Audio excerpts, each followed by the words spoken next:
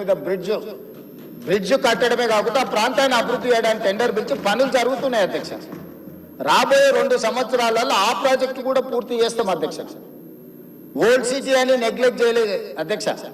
నేను చెప్పిన అది ఓల్డ్ సిటీ కాదు, అది ఒరిజినల్ సిటీ. ఒరిజినల్ సిటీని రివైవ్ చేసి ప్రపంచంలోనే ఒక గొప్ప నగరంగా మా హైదరాబాద్ నగరం అని చెప్పుకునే విధంగా అభివృద్ధి చేస్తామని చెప్పి మాట ఇవ్వడం జరిగింది. దాంట్లో భాగంగానే ఈరోజు గౌలిగూడ దగ్గర వదిలేసిన మెట్రోను ఈరోజు చాంద్రాయన్ గుట్ట వరకు పొడిగిస్తున్నాం అధ్యక్ష. ల్యాండ్ ఎక్వేషన్ జరుగుతుంది. అక్బరుద్దీన్ ఓవైసీ గారే మలక్పేట ఎమ్మెల్యే గారు ఇక్కడ ఉన్నారు. ఈరోజు నష్టపరిహారం అడిగినంతగా భూములు కోల్పోయే వాళ్ళకి ఇచ్చి ఈరోజు మెట్రో పనులు ప్రారంభించినాం అధ్యక్ష. మిరాలం ట్యాంక్ ప్రారంభించినాం అధ్యక్ష. అదే విధంగా longest flyover PV Narasimha Rao flyover తర్వాత 2వ లాంగెస్ట్ ఫ్లైఓవర్ మన్మోహన్ సింగ్ గారి పేరు మీద ఫ్లైఓవర్ ని జూ పార్క్ దగ్గర మనం ప్రారంభించుకున్నాం అధ్యక్ష. ఓల్డ్ సిటీ నెగ్లెక్ట్ చేయలేదు అధ్యక్ష. అండర్ గ్రౌండ్ డ్రైనేజ్ చంద్రాయన్ గుట్ట ప్రాంతానికి మనం నిధులు ఇచ్చినాం అధ్యక్ష. ఇవన్నీ కూడా పాత నగరాన్ని ఇది మన తలమానికము, మన యొక్క గొప్ప గౌరవము హైదరాబాద్ నగరం అని చెప్పి ఈరోజు హైదరాబాద్ నగరం మీద ప్రత్యేకమైన దృష్టి పెట్టి ఈ రోజు కార్యక్రమాలు తీసుకుంటున్నాం అధ్యక్ష. ఇక మళ్ళీ మూసీకి వస్తున్నాయి అధ్యక్ష. ఈ మూసీని కేవలం మా మిత్రులు పాయల్ శంకర్ గారు అడిగారు, ఇది ఉత్త నీళ్ళే తీసుకొస్తారా, దీన్ని వ్యాపార కేంద్రంగా చేస్తారా? వారేమో ప్రశ్న అడిగారు. కొంతమంది ఏమో Revanth Reddy real estate broker గా మారాడు, రేవంత్ రెడ్డి రియల్ ఎస్టేట్ చేస్తాడని. అధ్యక్ష, రియల్ ఎస్టేట్ ఒక ఇండస్ట్రీని ప్రమోట్ చేసి ఇండస్ట్రీకి అవసరమైన వసతులు కల్పించడం అనేది ప్రభుత్వం యొక్క బాధ్యత. ఈ నగరం రియల్ ఎస్టేట్ విస్తరిస్తే పెట్టుబడులు వస్తాయి, పరిశ్రమలు వస్తే ఉద్యోగ ఉపాధి అవకాశాలు వస్తాయి. ఈ రోజు ఎకానమీని మనం పెంచుకోవాలంటే, ఆర్థిక వ్యవస్థ బలోపేతం కావాలంటే ఆ రోజు కూడా ఇట్లనే మాట్లాడిన డాక్టర్ వైఎస్ రాజశేఖర రెడ్డి గారు. అంతకంటే ముందు నేదురుమల్లి జనార్దన్ రెడ్డి గారు హైటెక్ సిటీకి మొట్టమొదటిసారి ఫౌండేషన్ స్టోన్ వేసినప్పుడు పి జనార్దన్ రెడ్డి గారు పట్టుబట్టి మొట్టమొదట ఫౌండేషన్ స్టోన్ హైటెక్ సిటీకి పడ్డది. పి జనార్దన్ రెడ్డి గారు ఎమ్మెల్యేగా ఉన్నప్పుడు, నేదురుమల్లి జనార్దన్ రెడ్డి ముఖ్యమంత్రి ఉన్నప్పుడు పివి నరసింహారావు గారు వచ్చి మొదట హైటెక్ సిటీకి శిలాఫలకం వేసింది వాళ్ళు. తర్వాత ఆగిపోయింది. ఆ తర్వాత చంద్రబాబు నాయుడు గారు వచ్చిన తర్వాత మళ్ళీ చంద్రబాబు నాయుడు గారు, అటల్ బిహారీ వాజ్పేయి గారు వచ్చి హైటెక్ సిటీ నిర్మాణం చేశారు. ఆ రోజు కూడా ఇదే ఆరోపణలు చేశారు అధ్యక్ష. ప్రభుత్వం రియల్ ఎస్టేట్ వ్యాపారం చేస్తుందా, ప్రభుత్వానికి ఏం పని ఉంది అని. కానీ ఇలా విస్తరించిన నగరం ఎక్కడొచ్చింది అధ్యక్ష? సైబరాబాద్ అని గొప్పగా ఎందుకు చెప్పుకుంటున్నాం? ఐటీ కంపెనీలు, ఫార్మా కంపెనీలు, global capability centres, data centres ఇవన్నీ ఎక్కడి నుంచి వచ్చినాయి అధ్యక్ష? ఈరోజు ఫైనాన్షియల్ డిస్ట్రిక్ట్ నాలెడ్జ్ పార్క్ లో ఎన్ని లక్షల మందికి ఉద్యోగాలు వచ్చినాయి అధ్యక్ష? ఈ రోజు విస్తరించే నగరం అర్బనైజేషన్ అవుతుంది అధ్యక్ష. పట్టణ ప్రాంతాలు పెరుగుతున్నాయి, పట్టణీకరణ జరుగుతుంది. ఈ రోజు 55% జనాభా పట్టణాలలో నివసిస్తున్నారు అధ్యక్ష. రాబోయే 20-25 ఏళ్లలో 75% మన పట్టణాల యొక్క జనాభా పెరుగుతుంది అధ్యక్ష. కేవలం ఔటర్ రింగ్ రోడ్ ఇన్సైడే 1,34,00,000 మంది ప్రజలు నివసిస్తున్నారు అధ్యక్ష. 3,78,00,000 తెలంగాణ జనాభా ఉంటే ఔటర్ రింగ్ రోడ్ ఇన్సైడ్ మాత్రమే 1,34,00,000 మంది నివసిస్తున్నారు అధ్యక్ష. అంటే ఇక్కడ మోర్ దాన్ 1/3.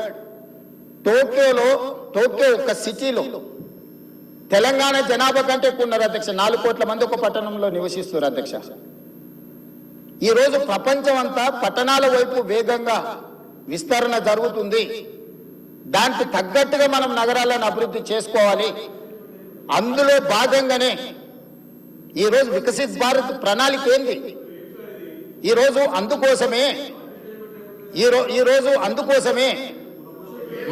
ఆయన దుఃఖం చూడు, ఆయన బాధ చూడు. కడుపులో విషము ఎట్లా అంటే కడుపు నిండా విషయం. ఆ మూసీలో ఉన్న కాలుష్యానికంటే వీళ్ళ కడుపులలో అంతకంటే ఎక్కువ విషయం ఉంది అధ్యక్ష. విషం జిమ్ముతున్నారు. మీరు మూసీ కాలుష్యమే ప్రమాదం అనుకుంటున్నారు అధ్యక్ష. ఈ మనుషుల కడుపుల్లో ఉన్న విషయం మూసీ కాలుష్యానికంటే ప్రమాదకరంగా తయారైంది అధ్యక్ష. ఏం నొప్పి అధ్యక్ష? నేను ఎవరినైనా విమర్శించిన అధ్యక్ష? నేను ఈ ప్రభుత్వం ఏం కార్యక్రమాలు చేపట్టబోతుందో సభలో సభ్యులు మాకు తెలవాలని అడిగినారు. పాయల శంకర్ గారు ఏం అడిగినారు అధ్యక్ష? మేము సభ్యులము, ప్రభుత్వం ఏం చేస్తుందో మాకు వివరించండి, మేము కూడా మా చేతనైన సాయం చేస్తామని మాట్లాడింది అధ్యక్ష. నేను వివరాలు చెప్పే ప్రయత్నం చేస్తే విషయం ఎందుకు కక్కుతున్నారు అధ్యక్ష? ఈ రోజు క్వశ్చన్ అవర్లో సప్లిమెంటరీ క్వశ్చన్స్ 2 ఉంటాయి. 10 క్వశ్చన్స్ ఉండవు, 10 మందికి ఇయ్యరు. స్పీకర్ గారు అలౌ చేశారు, స్పీకర్ గారు నాకు అనుమతించారు వివరించమని. స్పీకర్ గారి అధ్యక్ష వాళ్ళ ప్రాధాన్యత ఏందో మీకు అర్థమైంది కదా అధ్యక్ష. ఈ చర్చ జరగవద్దు, ఈ నిజాలు ప్రజలకు తెలియవద్దు, ఈ నిజాలు ప్రజలకు తెలియవద్దు. విషయం కడుపు నిండా విషయం. మీరు కళ్ళు చూడండి అధ్యక్ష, అసలు వాళ్ళ కళ్ళలో చూడండి. వాళ్ళ కళ్ళెక్కిన ఓలే శక్తి ఉంటే ఆ విషపు కళ్ళతో చూస్తే మొత్తం కాలి బూడిదైపోయేటట్టు చూస్తున్నారు అధ్యక్ష. కప్పిపుచ్చుకోవడానికి అద్దాలు పెట్టుకుంటున్నారు అధ్యక్ష. అది కప్పిపుచ్చుకోవడానికి అద్దాలు పెట్టుకుంటున్నారు అధ్యక్ష. అద్దాలు పెట్టుకున్నా మీ విషపు చూపులు ప్రజలకు అర్థమవుతాయి. అందుకోసమని నా మాట ఒక్కటే అధ్యక్ష, ఈరోజు తెలంగాణకు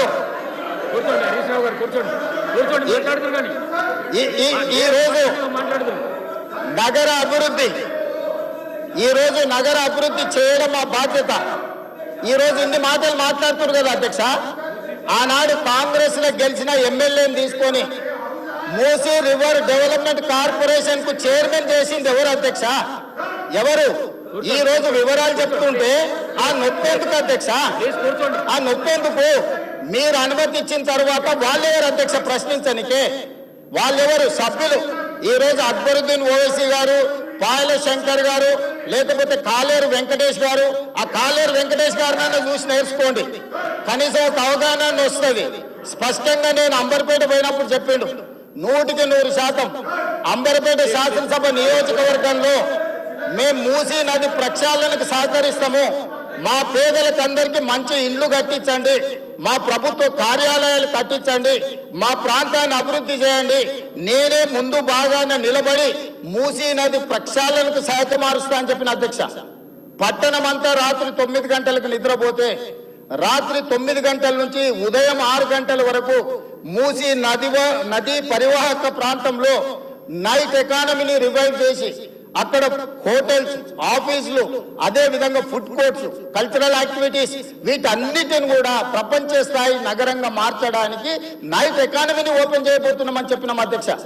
ఆ ప్రాంతంలో ఉన్న ప్రతి వాళ్లకు, నష్టపోయే వాళ్లకు అత్యధికంగా నష్టపరిహారం ఇచ్చి బ్రహ్మాండమైన కాలనీలు కట్టించిస్తాం అధ్యక్ష. ఈ రోజు వాళ్ళు ఏ పరిస్థితి లేనోళ్ళు, ఏ దిక్కు లేనోళ్ళు, సర్వం కష్టాలలో మునిగేటోడే మూసీ పక్కన పోయి ఇల్లు కట్టుకుంటాడు అధ్యక్ష. మూసీలో ఉండే దోమలు కానీ, కంపు కానీ, అక్కడ ఉన్న వాతావరణం కానీ, శవాలు కొట్టుకొస్తుంటే ఎవరైనా అక్కడ ఉండాలనుకుంటారు అధ్యక్ష. ఏ పేదోడైనా మీరు చెప్పండి అధ్యక్ష. ఒకప్పుడు నందనవనం కట్టింది కదా అధ్యక్ష, మూసీ నదిలో ఉన్న వాళ్ళని తీసుకెళ్లి. ఈ రోజు ఆ ప్రాంతంలో నందనవనం మనం పోయినప్పుడు ఎంతమంది జిల్లాల నుంచి వచ్చిన వాళ్ళు ఉన్నారు అధ్యక్ష. ఎల్బీ నగర్ ఎమ్మెల్యే గారికి తెలుసు, నందనవనం ఆ కాన్స్టిట్యున్సీలోనే వస్తుంది. ఈ రోజు మూసీ నది పరివాహక ప్రాంతంలో ఉన్న పేదలకు మంచి వసతులు కల్పించి, వాళ్ళ పిల్లలు చదువుకోవడానికి మంచి పాఠశాలలు ఇచ్చి, వాళ్ళకు ఉద్యోగ ఉపాధి అవకాశాలు కల్పిస్తామని మేమంటే లేదు. అది అట్లనే ఉండాలి, తరలించడానికి వీల్లేదు, కట్టడానికి వీల్లేదు. మేము అడ్డం పండుకుంటాం, మేము నిలువు పండుకుంటామన్నారు. మరి మన వర్షాలు వచ్చినప్పుడు పోయి పట్టుకునేది ఉండే అధ్యక్ష, పోలేదు. ఏమి లేనప్పుడు పోయి ఆ పక్కన ఉన్న కాలనీలలో పండుకొని వచ్చారు అధ్యక్ష. ఇప్పుడు ఉండమని ఉంది అధ్యక్ష నెల రోజులు. ఇప్పుడు వద్దంటున్న వాళ్ళు ఉన్నారు కదా, నెల రోజులు మూసీ నది పక్కన ఉండమని చెప్పుండ్రు అధ్యక్ష. అంబర్పేట శ్మశాన వాటిక ఉంది కదా అధ్యక్ష, ఆ శ్మశాన వాటిక దగ్గర ఉన్న శవాలు, కులిపోయిన శవాలు, కాలిపోయిన సగం కాలిన శవాలు ఉన్నాయి కదా అధ్యక్ష. వీళ్ళందరూ అక్కడ ఉండమని ఉండ్రి, చూడమని ఉండ్రి. ఏ దుర్భరమైన పరిస్థితి ఉందో అర్థమవుతుంది, ఏ దుర్భరమైన పరిస్థితుల్లో ప్రజలు ఉన్నారో అర్థమవుతుంది.